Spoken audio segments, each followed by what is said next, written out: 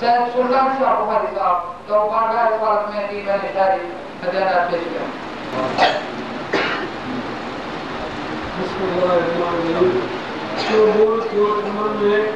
सुनो सिंगार आयो गाजन भरे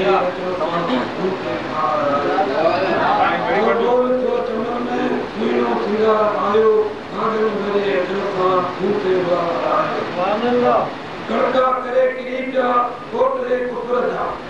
कड़का करे किरीटा कोट सब कुफर जा मुसलम वकील मदनी ये जो यार आयो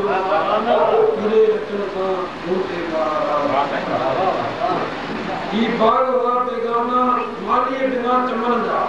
ये बाग हुआ बेगाना मालिए बिना चमन जा राखो रहन माथी राय सुकार आयो गाजन मेरे रचन सा भूखे अर्दो समाज जहले पूरन करन सजाया अर्दो समाज जहले पूरन करन सजाया सादिक सचो सरासर अरियन आधार आयो गाजन मेरे रचन सा पूरे हजर सजर में या नूर जा उजाला पूरे हजर सजर में या नूर जा उजाला अमर संदे अंगण से अखियन जो ठार आयो गाजन मेरे रचन से देखा लिखण का बाहिर हुन गाए छामा गाया देखा लिखण का बाहिर हुन गाए छामा गाया उम्मत संदो अजो थी हीरम विवार आयो गाजन मेरे रचन सा भूखे बाहर आयो कादर कुदरत जा थे रंग जे बसाया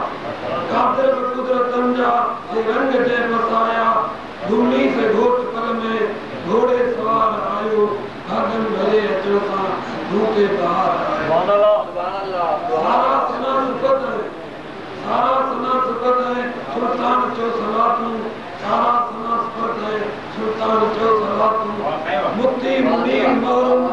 मिलनी मंदार आयो गाजन मेरे रचन सा भूखे बाहर आयो ये तो एक तरह मिसरा हमें तुझे अरे बड़ा दीवियो सारो जहानत जो समानु आसफन दीवियो सारो जहानत जो समानु आसफन हर हमद या नूरी निज़ा मरहबा या मुस्तफा हर हमद या नूरी निज़ा